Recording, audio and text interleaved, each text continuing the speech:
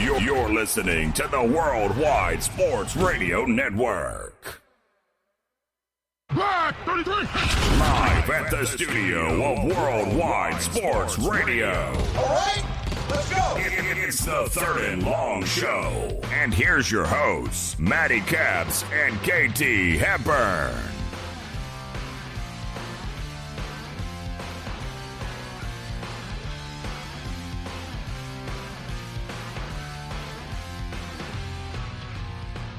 And welcome everybody to a brand new show of Third and Long here at the Worldwide Sports Radio Network. We are live 4 p.m. Hop Hog, New York. It is actually was a pretty nice day outside today, but it is a somber, it is a solemn day. I've been at a loss for words since I found out about noon yesterday about what happened with the tragic loss of one of the greatest basketball players of all time in Kobe Bryant. Ladies and gentlemen, if you don't know, Kobe Bryant has passed away with his 13-year-old daughter from a tragic helicopter accident. It's very unfortunate, but it really just makes you sit back and think of life in general, and it is nothing to take for granted. That's one thing for sure. But we're going to get into that. You got myself, Mr. Matty Capsule, and my co-host producer, Mr. Speedy PD. Speedy, I know you're going through a couple things too. You don't got to share that, but how's everything else going with you on your end? It's pretty normal besides that, but again, it was just very tough as a whole. I have some family issues that that you're right. I'm not going to share on there. I don't want to freak anyone out, but definitely a tough weekend as a whole, and it's so shocking what happened yesterday. With Kobe Bryant, it was something that was very uncontrollable. Obviously, his daughter, 13-year-old daughter, was on that same helicopter. That's the toughest part. And she was a big reason that Kobe kept going with basketball and a lot of other sports later in his life after he retired. And it was just all very sad. It was just so sad how uncontrollable it was. And you hit it right on the head. You can't take anything for granted in your life. It can be shocking. You could be here 1 minute and gone the next minute. Yeah, that's for sure. It can shockingly end at any time, as indicated there, because again, it wasn't anything that was self-inflicted by any stretch. He was in great shape. His daughter was in great shape. His daughter was going to be a superstar. Yeah, and it was just something that was so sad. It's literally something you can't make up on so many levels. Again, you're wearing your jersey listen, I am a huge Kobe Bryant fan. I've been a huge Kobe Bryant fan really since he came out of high school and he got drafted by the Charlotte Hornets and whatnot and ended up putting on the purple and gold. I'm a big Kobe Bryant fan going forward.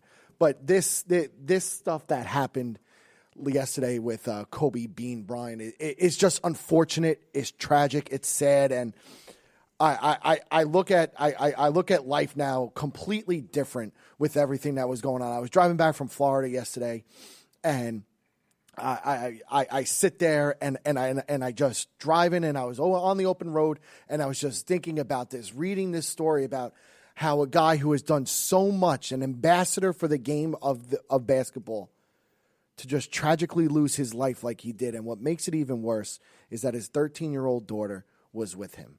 And the murals that are going around L.A. right now, the stuff going down in Philadelphia at Lower Marion High School, the stuff in front of Staples Center right now is just it's something that you really can't make up. And I have a really it's a soft spot because you want to know what to me, you want to know what today feels like to me. And people may call me an idiot, people may think something.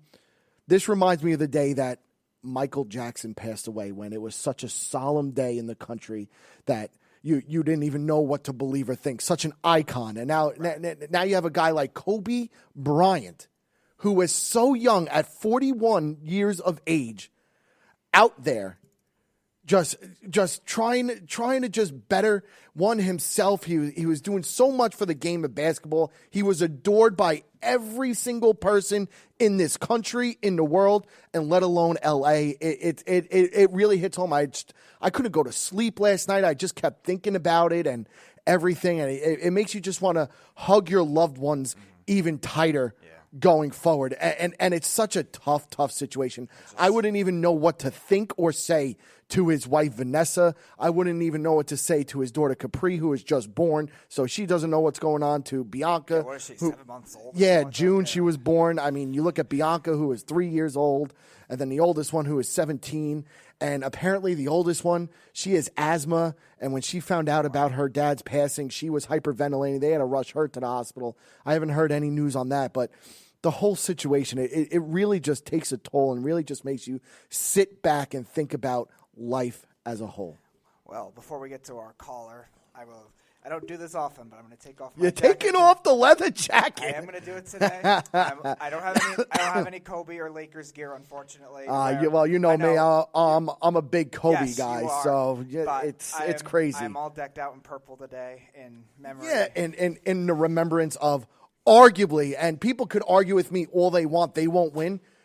This guy, Kobe Bryant, was the closest thing to Michael Jordan, the closest player to Michael Jordan, who is the GOAT of basketball that we'll ever see. And he's gone in a snap of a finger. But we have our first caller of the day. We got the beef. We got the beef from Bayshore. Mike, what's going on, pal? How are you? Very, very devastating with this whole Lakers, Kobe Bryant. I mean, it's just, to me, it doesn't seem real at all. It doesn't, and that's why I said very devastating, very devastating. It really makes you sit back and think, like, what matters in life. Like, it makes you, it just makes you sit back and do I? Again, when TMZ reported it, I thought, I'm like, no way, this is not real. I didn't believe it at first either. I didn't believe it at first. Especially with all the false reports, too. Nothing, and then it came with a New York Post, and I was like, oh my God, it's real. Yeah, I honestly, I couldn't believe what I was reading and what I was watching. Well, I didn't get to watch it till this morning because I was driving yesterday, but I couldn't believe what I was reading with this Kobe Bryant situation. And I sit back and I try to reflect on things, especially when I'm by myself driving on the open road. And I just... that's where it hits you the most. Yeah, and you're just sitting back and you want to realize what's important in this life. Life is too short for grudges, for anything. You always want to... Jay Williams said it perfect yesterday with everything he said on ESPN. Like, I was watching the news all day today. All the news media outlets, from ESPN to CBS Sports, I was following everything, and you just see and read some of this stuff this guy has done. Kobe Bryant was an ambassador of this NBA. He was the NBA, and now they're petitioning for making him the logo. And there's a couple different, I saw all over social media, a couple different pictures that they want to use for Kobe Bryant, for his logo. And to be honest with you, I don't think Jerry West would care. I was listening to Jerry West before I came into the show. They did an interview with Jerry West, and now Jerry West was the general manager of the LA Lakers who drafted Kobe Bryant, who made the trade to get Kobe Bryant into the purple and gold of the LA Lakers from the Charlotte Hornets. And you could just tell what he meant to people. I mean, you look at it right now. Jim Buss, not the owner who passed away, his son. He was the godfather of Gigi, who died in that helicopter crash.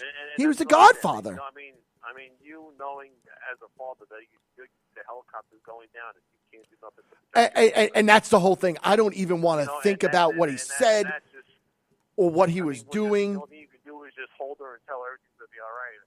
But knowing that it's not going to be all right. Yeah, it's just a total. I almost didn't want to come in and do the show today because I just wanted to just. I mean, a lot of sports writers and sports analysts didn't want to do this. Yeah, and listen, and you saw yesterday. Listen, I give a lot of credit to the NBA guys who played yesterday. I'm not mad for them playing because let's be real here. Well, yes. Kobe Bryant was the fiercest competitor. There's a reason why they call him the Mamba, is because he's the killer. Okay, and he's playing regardless. Kobe Bryant would want everyone to play yesterday. They would want everyone to play today. They'd want everyone to play tomorrow. He wouldn't want anybody sitting back being all upset just because of the way he was as a player, as a competitor. He was by far This is why I say, besides Michael Jordan, he was the second fiercest competitor I have ever seen play. And I was lucky enough. That I was able to see Kobe Bryant perform quite a few times live in action. I mean, we are lucky because we've seen Jordan and Kobe perform in our eras. Our lifetime. We got to see them both, perform very well and play. Yeah, listen, I got to see Kobe Bryant in the NBA Finals in Boston and stuff like. Listen, Kobe Bryant is an NBA icon. He's an ambassador of the game. Like, I could go on and on about him. It's just very sad because his second life after the NBA was just about to start, and it would have been great to see what he would have done for the game of basketball. And he was already doing it. I mean, first of all, look what he was doing with his Mamba Academy, with his tournament AAU basketball teams, with his daughter. And everything. Like, he was doing everything possible to just make the game better. And then you see the last tweet. Basically, he went to see LeBron Saturday night with his daughter, break his own record. And he said, much respect, LeBron. Keep the game moving forward. And then he put hashtag 33,624 points. Whatever that number was. I don't even care about what the number was. It doesn't matter. It doesn't even matter. But that was the last tweet that we saw Kobe Bryant make about moving the game of basketball forward. And it's also sad too because his daughter was probably gonna. She was going to be an absolute superstar. Yes. She was 13 years old, and Kobe Bryant, you know how Kobe Bryant is, being a fierce competitor, was pushing her forward in every which way, making her play against better competition. Games, and she was always asking him questions and this and that, and he was teaching his daughter on how to be a great athlete. Listen, he was teaching his daughter to be like him. He was giving her every advice under the sun how to be the best player she can be. And it was funny. I was reading something on Kobe Bryant today. He said that he never watched basketball when he retired. He only started watching games when his daughter got into it. I believe that. 100%. He said it. Kobe Bryant said after he retired, he never watched basketball until his daughter started watching it and wanting to go to games. And it is just so incredibly sad about what is going on with that. It's very sad. I mean, there's no word. It's literally sad because you want to know what? Kobe Bryant, listen, he came from almost nothing. His dad was in the army. He lived in Italy. He was everywhere in the world. And for him to work, to do what he did, and just to outwork everybody. When people were sleeping, he was in the gym shooting and stuff. I mean, listen, he was more than just a basketball player. He was a father. He was a father. He was a husband. He cared so much about his family after he retired. He retired at 37 years old. So he had the rest of his life. The guy was 41 years old. 40 freaking 1 years old. It is just... It's so sad because it's so... And also all the other victims that were in it too. Yeah, and listen, I understand that baseball coach Albatelli, his wife and his daughter, the pilot, and the women's coach that was there too. Listen, I get that, but one of his daughter's teammates were on this is more about the remembrance of Kobe Bryant. This is for me. This is the sports talk, and don't get me wrong, I'm not discrediting anybody else that passed away on that. My thoughts and my prayers are with their families and stuff. But listen, to lose a guy of this stature at 41 years old, I can't even fathom what to do. I can't even fathom to think on what he said to his daughter while it was happening. I mean, there's going to be more stories that are going to come from this, obviously, okay? It's like, how does this even happen? And I get it. Listen, yesterday the visibility was not there. It was very, very bad. And after the accident, and this is what bothers me the freaking most, okay? After the accident, the LA Flying Commission or whatever, they shut down helicopters and stuff to going through that area. Why did it take them one big accident to shut that down? It really upsets me and irks me for that. And did he shut it down before he took off or after? After. Oh, after the accident. After the accident. there were concerns about them going there anyway, but it wasn't something that completely legally stopped it, and they only did it after the fact, which makes it even more unfortunate. They had to get approval to fly, so But that's the whole thing. If you knew what that it was very dense fog and all this stuff, okay, I wouldn't even go on. Listen, I'm scared of planes in general, and I told my wife. My wife even sat down with me today, and she actually called me yesterday while I was driving. Did you hear about Kobe Bryant? I'm like, yeah, I heard about it, and we really didn't talk about it. But she sat down with me today and watched. We watched First Take together for like 45 minutes, and just listening to everything. It really just hits home because, again, 1 minute you're here and the next minute you're not, and life is way too short for any nonsense with anybody or anything. This just hits home, and that's why I said it really hit me, and it reminded me of the day Michael Jackson passed away when it felt like the world stopped. Especially since it was so uncontrollable too. It's one thing if again the guy had off-field issues, like you knew something was going to happen. It's another thing that it's uncontrollable. He's flying a helicopter, which not him, but he's done it before, no issues.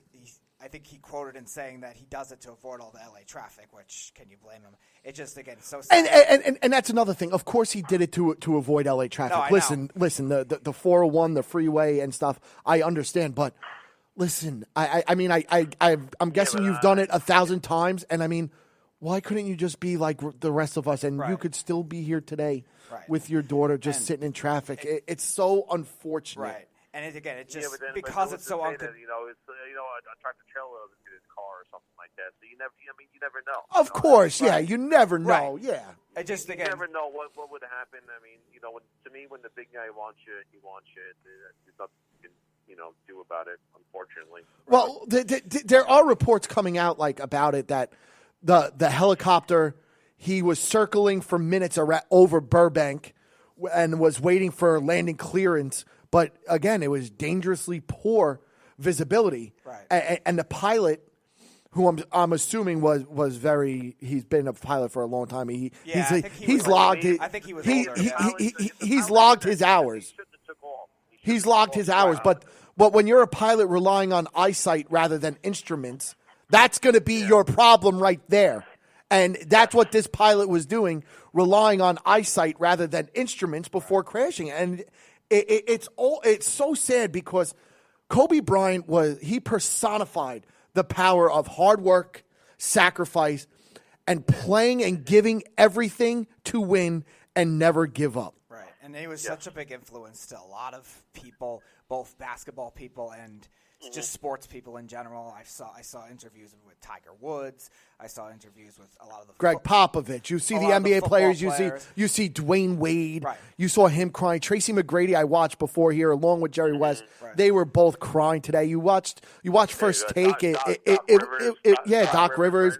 It was like a funeral today on all these ESPN shows because it was just a solemn day. It was so somber and solemn. Like nobody wanted to be anywhere because they just wanted to sit back and reflect on the life of Kobe Bean Bryant and what he's brought to the game of basketball. And again, it's such a tragic tragic loss for the game of basketball and just for him himself. And again, Vanessa Bryant, I know you may never listen to this, but my heart goes out to you and the rest of your daughters and the rest of everybody. I wouldn't even know what to say if you were standing in front of me right now. Like, there's just no words. I'm speechless to even think about what you guys are going through right now. And I would say even if you were to just poll NBA players last week as a whole before we knew this was going to go on, I guarantee you, I would say 90% of them would say Kobe Bryant was a big influence to why they started to play basketball too. Absolutely. He really just influenced everybody. When you see stuff on social media, when you say, "Oh, you used to throw a paper towel into the garbage,"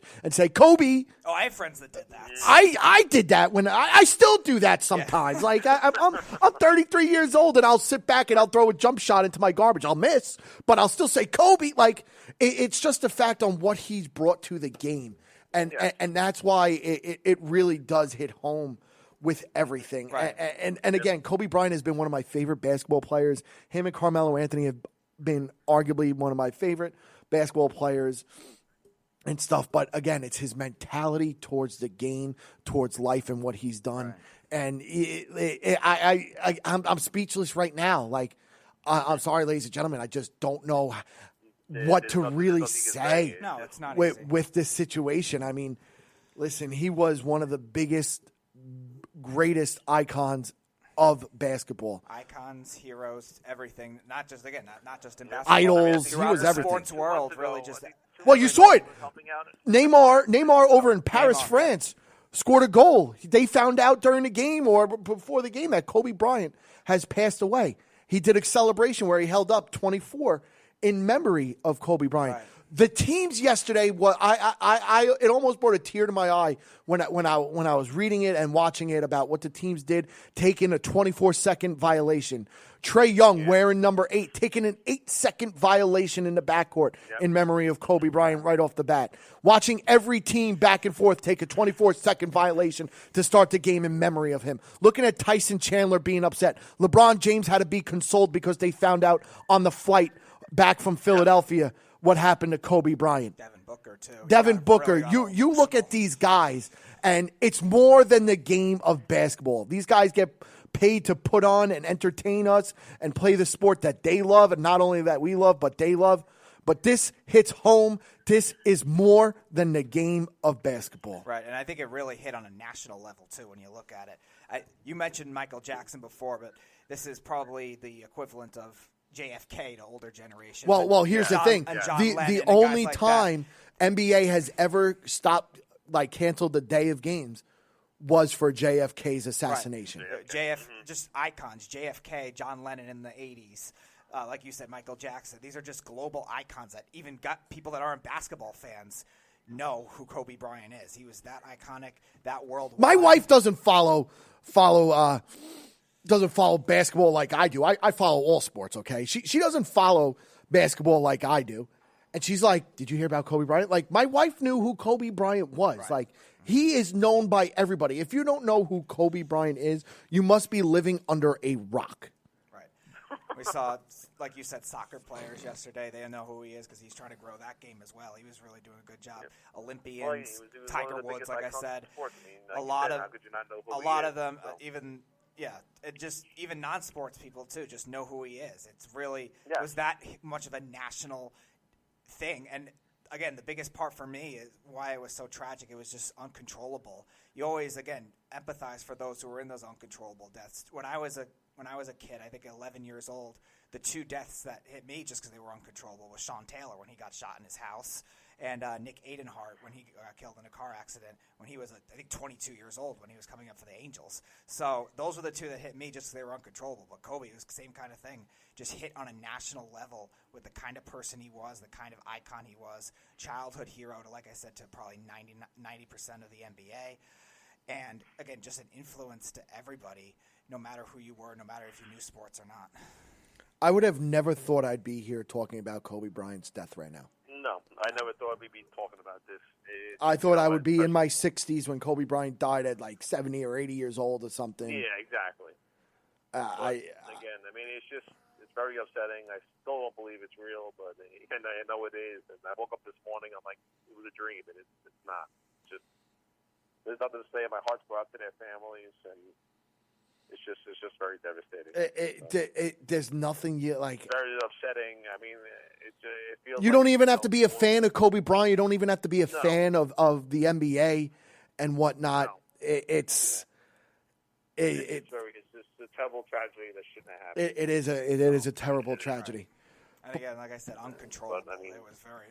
We'll just so remember sad how he was as a person and the greatness that he brought to the game, and And that's all we could do is sit back and everything else that he did in life. And I'm going to tell you right now, everybody that's listening, because we have quite a few listeners on Facebook alone. I don't know what we have on YouTube or radio.com or iTunes Radio, but if you want a sure thing, go put money on the Lakers to win the NBA Finals this season. They have. I agree. They are not. I'm going to say this. I'm going to say this right now. LeBron James is going to be an absolute manimal He's going to have, he might finally, at 34 years old, that he might finally, or 35, whatever he is, he might finally get that Mamba mentality now. He's never had it. He's never had the Mamba mentality. But after this, he might finally get that killer instinct and finally be able to take a team and win it for himself. Because let's be real here, Dwayne Wade won it for him. Ray Allen won it for him. And Kyrie Irving won it for him. So there are his 3 titles right there. Let's see what happens. But exactly. Guys. All right, Beef. My hearts go out to the families. Yeah. And thanks for the call, bro. Sad day in sports. That's it. Have a good day, guys. You too. You too. It is. He's right. 100% right. It is such a sad, sad day in the world today. But ladies and gentlemen, we are going to go to a quick break. And when we do come back from break, we're going to stay with the Kobe Bryant situation. I want to just talk about just Kobe Bryant in general, his greatest accomplishments. Some 10, he has a good top 10 of his greatest life lessons that could help us all be a Mamba. That's what we're going to get into next. We're going to get into that when we come back here at the Worldwide Sports Radio Network. It's the Worldwide Sports Radio Network. You are listening to the Third and Long Show. And here's your hosts, Matty Caps and KT Hepburn. 1-845-478-3272 is the number to reach us here at the Worldwide Sports Radio Network. And we are still going to be here talking about the Mamba, Mr. Kobe Bean Bryant, and his tragic passing of himself and his daughter, Gigi Bryant, as well. And the rest of the family, other families on board, Mr. Albatelli and his wife and daughter, the pilot and the other coach and everything. It's just... There were 9 total bodies. Yeah, there was 9. It was not good. It was just, again, it's crazy. But we're going to get into it right now, ladies and gentlemen. I want to talk to you guys about what makes Kobe Bryant who he is. And I'm going to talk about 10 of Kobe's greatest quotes that can really make us all a Mamba, a killer, going forward in the game of life. And I'm going to say this. Number 1, in my opinion, it might be one of his best quotes that he has. Okay? You look at Kobe Bryant right now, his first quote, we have a caller or no? No. Oh, I don't know. I couldn't see. First quote, if you want to be a winner, have a winning mentality. Never compromise. And he always wanted to steer his teammates into the same mindset. Kobe Bryant once told a story about his great friend and fellow basketball great LeBron James and his refusal to accept mediocrity or slackness. And Kobe Bryant said, I always aimed to kill the opposition. That's where the Mamba came into play. He always wanted to kill the opposition. That's number 1, and that's why Sounds accurate. That's why that's probably my favorite one. His second one, keep learning, keep improving, and pay attention to all the little details. And if that doesn't self-explain anything, I really can't get that across to you. Am I right, Speedy? Mm-hmm. Keep learning, keep improving, and pay attention to all the little details around. I'm not going to get into that, really. Number 3, work hard. He always wanted to work hard. He never dealt with lazy people because they don't speak the same language. Again, Kobe Bryant would be working out at 3 a.m. in his own house. He'd be working out at 3 a.m. at the Staples Center. He had the greatest, most ferocious work ethic that we've ever seen. He practiced the same shot 1,000 times. He would regularly work out in the middle of the night. He would train harder than anyone else. And he did whatever it took to win. And he always, always, always expected the same attitude from his teammates. Gotta love that out of Kobe Bryant. Definitely. You really do.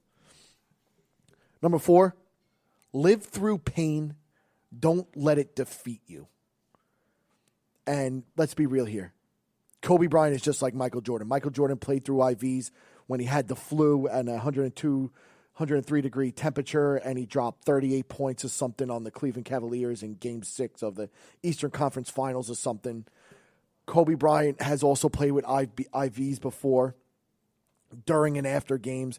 He's played with a broken hand, a sprained ankle, a torn shoulder, a fractured tooth, a severed lip, and a knee the size of a golf ball. And if you can remember, he tore his Achilles and still hit 2 free throws out there right after and came out. I mean, this guy lived through pain. Don't let it ever defeat you. That was one of Kobe's biggest and best quotes I've seen. Number 5, huge success only comes with huge sacrifice. If you want to be great at something, there's a choice you have to make. There are sacrifices that come along with that. Family time, hanging out with friends, being a great friend, being a great son, nephew, whatever the case may be. You have to be willing to sacrifice anything, but compromise nothing in your quest to be the best. That is just crazy. That quote. That actually might be one of my favorite quotes that he has. The sacrifice. Yeah. About all that stuff. Ugh. It's unbelievable. I didn't even know he said half the stuff. Number 6, never admit defeat, especially to yourself. Kobe Bryant always had that will to win, which was incredibly, incredibly intense. His competitive fire was so hot, and Tiger Woods said it. He burned so competitively hot that it was almost impossible to beat him. And he was driven by a visceral hatred of losing. Kobe Bryant never liked to lose in anything. He was always a winner in every which way. He once said his brain cannot process failure. It will not process failure. And I think that's almost worse than death. This is what Kobe Bryant once said. That is freaking crazy to sit back and just read these. The moment you give up is the moment you let someone else win. Right. So it's just crazy. That was number 6. Number 7, don't lose your edge. Kobe was always desperate to win at the end of his career as he was at the start. He could never lost his edge because it wasn't in his DNA. He would always go where others have never gone, and you always have to do what others have never done. You don't quit, you don't cower, you don't run. You endure and you conquer. That's from the Mamba. Number 8, never hate your haters. Feed off your haters. Mm-hmm. Learn to love the hate, Kobe Bryant once said. Embrace it, enjoy it, because let's be real, you've earned it. Everyone is always entitled to their own opinion, and everyone should have one about you. Haters are a good problem to have. Nobody hates the good ones. They hate the great ones. If that's not true, I don't know what is true. Especially in a more social media society. Yeah, especially in a more social media society. It's wow. Wow. Let's go to, what am I looking at? Number 9. Conquer your fear. You always wanted to be the guy. If you wanted to be the best, you always had to take on the best. You had to play above your level, especially when you're younger. You always had to conquer your fear. Never be intimidated, and don't fear anybody. Number 10, leaders can't win popularity contests. If you're going to be a leader, he said, you're not going to please everybody. You've got to hold people accountable, even if you have that moment of being uncomfortable. And let's be real, Kobe Bryant never minded speaking what was on his mind to affect improvement or change if others were underperforming. Yet ultimately, it was for their own good. I mean, look at Kobe Bryant and Shaq. They were great, tumultuous, and then great again. I mean, they just always expected more from each other. And the last one, this is still part of 10, the most important thing is to try and inspire people so that they can be great at whatever they want to do. That's how to be a Mamba. Very selfless. If these words don't hit home, I don't know what else would hit home, because this is just everything about it hits home. And it's something that you just look at, and you look at life as a whole. And again, Kobe Bryant was the most selfless person. He was a family guy. He loved his family. He loved his daughters more than anything. He wanted to be there for everybody. He wanted Gigi to take over the family name. She was going to be a superstar. You were able to see it right away. I mean, listen, Kobe Bryant was the guy. And now you look at Kobe Bryant now. There's not much more you can really say about Kobe Bryant. He was the guy, and he was a 5-time NBA champion. He was a 2-time NBA Finals MVP. He was most valuable player, 18-time All-Star, 4-time NBA All-Star MVP, 11-time All-NBA First Team, 2-time NBA Second Team, 2-time NBA Third Team, 9-time All-Defensive First Team. 9 times. 3-time All-Defensive Second Team, 2-time scoring champion, NBA Slam Dunk Contest champion, NBA All-Rookie Team, only guy to ever have 2 numbers retired by the Los Angeles Lakers. You look at what Mark Cuban did. Yeah. Nobody in the Dallas Mavericks uniform will ever wear number 24 ever again. He retired Kobe's number. And now, Speedy, this brings it to a debate.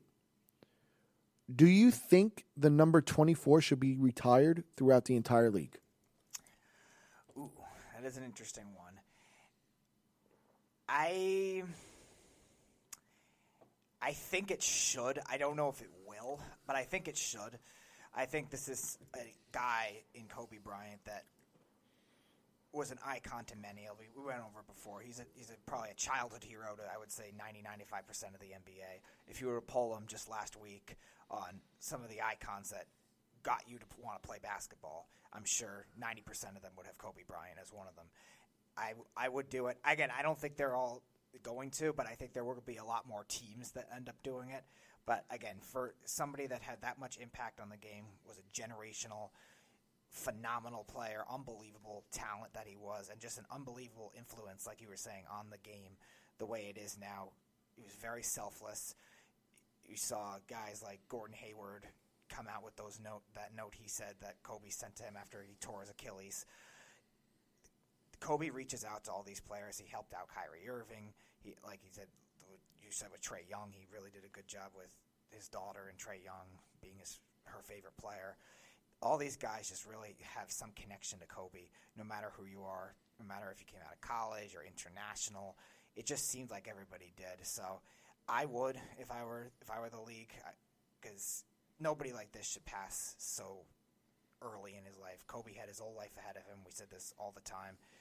Whatever his daughter was going to grow into, but also his life, he was really doing a great job helping the game grow because of his daughter, and also other sports too. He really had his footprints on a lot of other things too. Just really was an icon to everybody, no matter what sport you were in, no matter what walk of life you were in. Everybody knew who Kobe Bryant was. So I think it would be very respectful, and we're seeing the league be very respectful with the 24-second violations.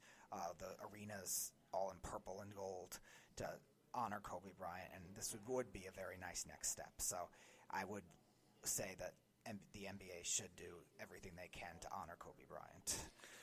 Yes, the NBA should do something one way or another to honor Kobe Bryant. And I get that.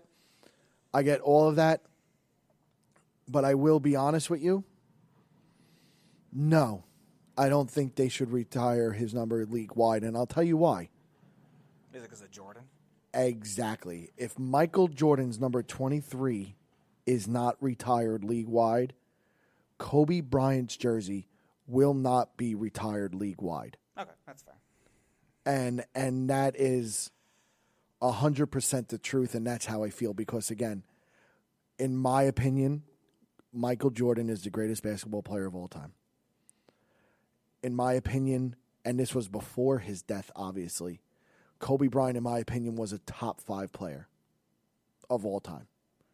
He was the second closest player we've seen to Michael Jordan.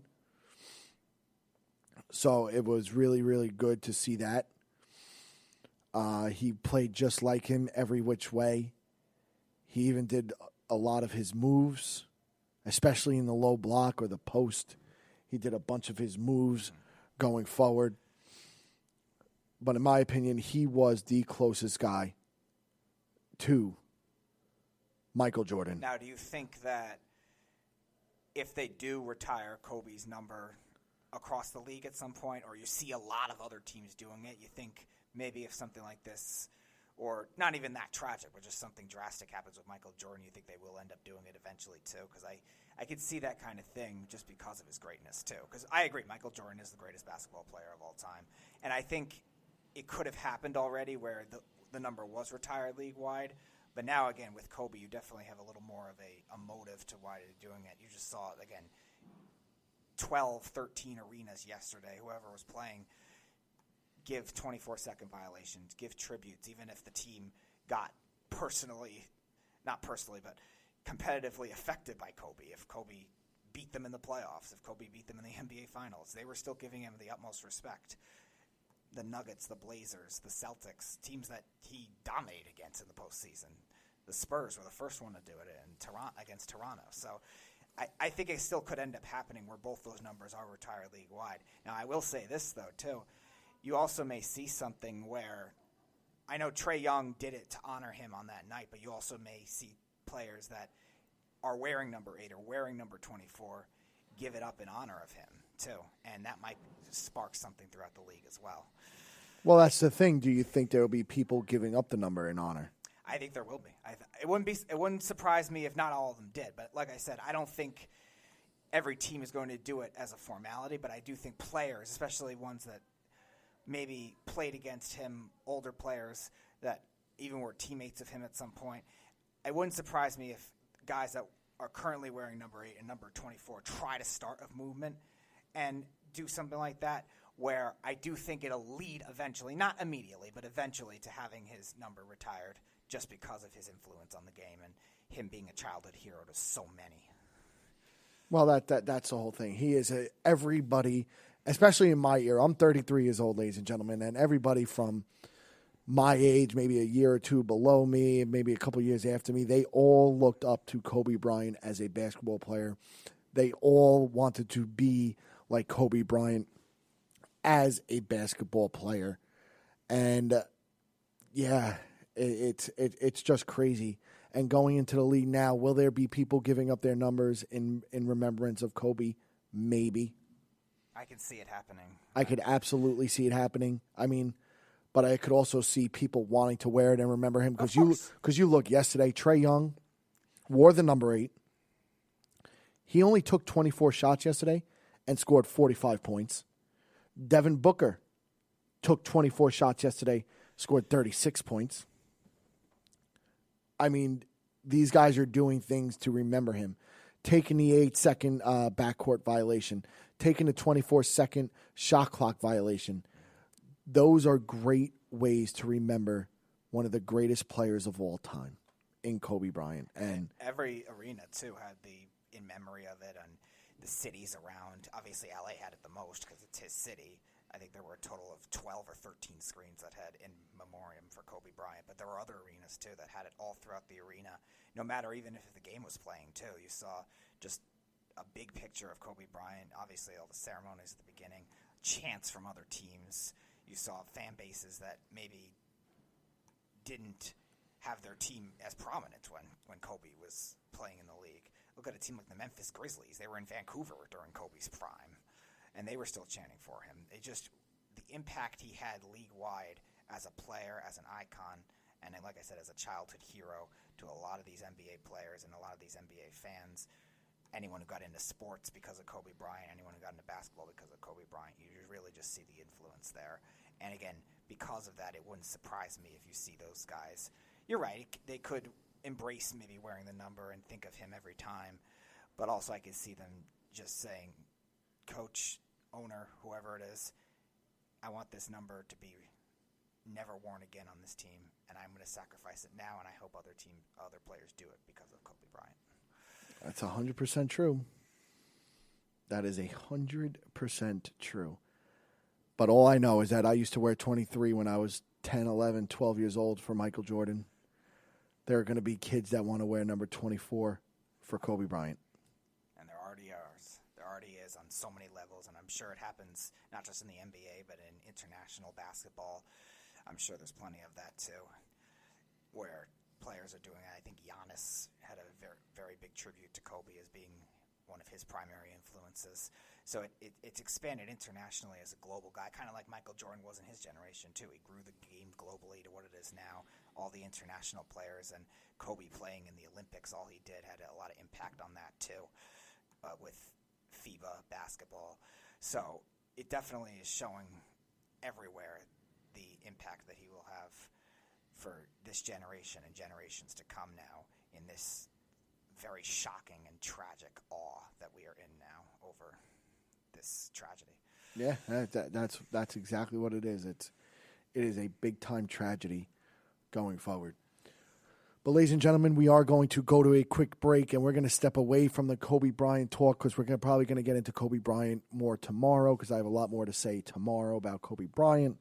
I want to talk about some of his biggest accomplishments as a player, as a parent, and all that stuff. So we're going to get into Kobe Bryant more tomorrow. But when we do come back from break, I think we're going to get into, I could talk about the NFL a little bit. I could talk about Major League Baseball a little bit. So you're just going to have to tune in and wait to see what we get into when we come back here at the Worldwide Sports Radio Network. It's the Worldwide Sports Radio Network. You are listening to the Third and Long Show. And here's your hosts, Matty Capps and KT Hepburn. 1-845-478-3272 is the number to reach us here at the Worldwide Sports Radio Network. And now we're going to step away from Kobe Bryant as we're going to get into him more tomorrow. And now, ladies and gentlemen, I really want to talk about a little Major League Baseball. There was a huge trade that went on today. And after months of rumors and discussions, the Pittsburgh Pirates have finally agreed to trade Starling Marte to the Arizona Diamondbacks. That was announced today. In return, the Pirates will get two prospects, right-hander Brennan Malone and shortstop Liover Peguero. I mean, you look at Marte, he's 31 years old, longest tenured player on the Pirates roster. He debuted in 2012, and he was a well-rounded talent overall. He was an overall well-rounded talent. Over the last 3 seasons, he's averaged 17 home runs, 26 stolen bases. He hit .285. And those numbers are kind of skewed because of a suspension short in 2017 as he was a below-average hitter that season for the first and thus far only time in his career. Speedy, what do you think about this trade of the Pittsburgh Pirates and the Arizona Diamondbacks? It's not surprising with the way the Diamondbacks have always been operating. It seems like they always have good center fielders. They always seem to prioritize the outfielders. In a fairly big park that they have, a park that isn't a pure pitcher's park, but it does fluctuate based on the retractable roof and obviously the heat that can be in Arizona. So they've always had, seems like, good outfielders that maybe don't play well their whole career there, but they play well as youngsters. And Marte is still very young, where I think he could definitely fit in with the way they like to prioritize. They're one of the best team defenses in baseball. I think they were number 2 in the National League in terms of defensive efficiency and runs allowed. So they definitely prioritize it. It's the kind of players that have always succeeded with the Diamondbacks. We saw A.J. Pollock just traded there recently. Marte is a very similar type of player to him. guys like Chris Young and Luis Gonzalez in the past that have played well there as young players. So it's something that is in their history to really like these center fielders. And the prospects that they traded, I don't know them that well. Perdomo, you said, was the shortstop? Yes. He's the number 7 one in their farm system. And then you said a pitcher was who? The pitcher was Brennan Malone, right-hander.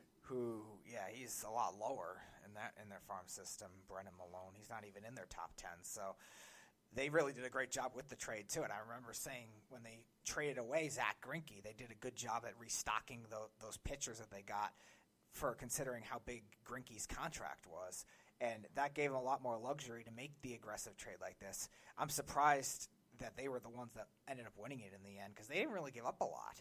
I mean, Perdomo's a good prospect. I think he might be a top 100 guy. I have to see that entirely, but he's definitely a good one. But the Pirates, who need so much pitching, I'm surprised didn't want to prioritize some of their other big-end prospects or even just look at pitching prospects from another team. So from the way I look at it, the Diamondbacks absolutely stole Starling Marte.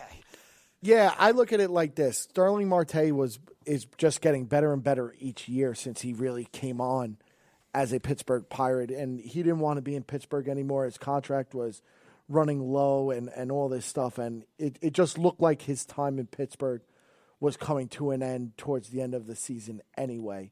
And this has just been going on for months and months and months. And now with spring training, 40-something days away? Pitchers and catchers report in like 20-something days. Mm-hmm. How crazy is that, though? By the way, the shortstop prospect isn't even top 100. Oh, he's not even a top 100. Yeah, they have 4 top 100 prospects, and none of them were the shortstop, Perdomo. Wow. That is crazy. That is really crazy. I didn't know that. It's one thing if they were to did it last year where Marte in 2018 was kind of down.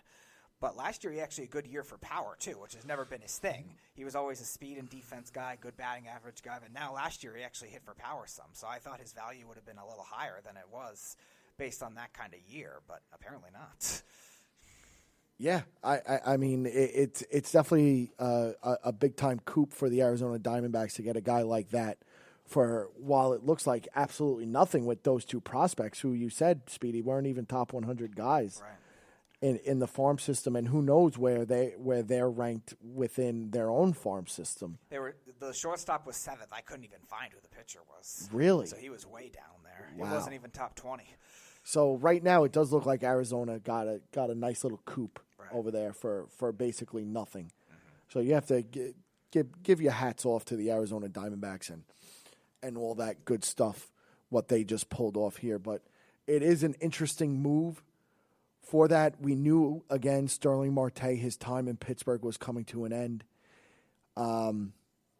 He played exclusively center field the past 2 years, but apparently to a lot of people, he's better in the corner of left field.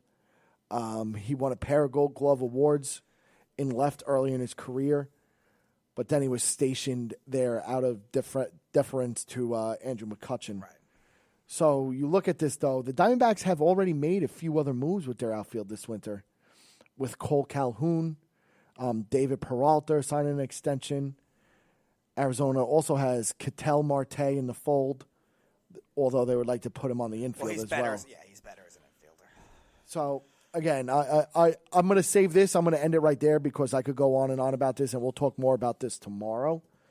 But, Speedy, any last words before we go? I mean, today was kind of just a solemn show and just wanted to get through it. Final words on Kobe Bryant. It was definitely arguably the most shocking sports death I've seen in my lifetime. It was just so sad. It was uncontrollable. And just the impact that Kobe Bryant had on a lot of people. On everyone. Pretty much everyone. Journalists, reporters that I follow on Twitter said that Kobe was a big influence why they got into sports, why they got into basketball. All the NBA players, all the athletes across other sports, Olympians, like I said, Tiger Woods, other golfers, football players, just so many influence on Kobe Bryant. The sports world has to be stunned by this. And like I said, it's so national where it seems like this generation's JFK, this generation's John Lennon, Michael Jackson. There hasn't been something that nationally struck everybody so like that. Rest in peace, Kobe Bryant. It was very sad. Very thoughts sad. Thoughts and prayers to the Bryant family, the 3 daughters that now have had to witness that at such a young age.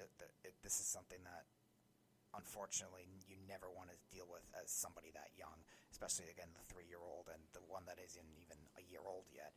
It's something that is just terrible for them to have to witness at such a young age. But as a whole, just, again, rest in peace, Kobe. You were a great influence on the sports world and just the world in general.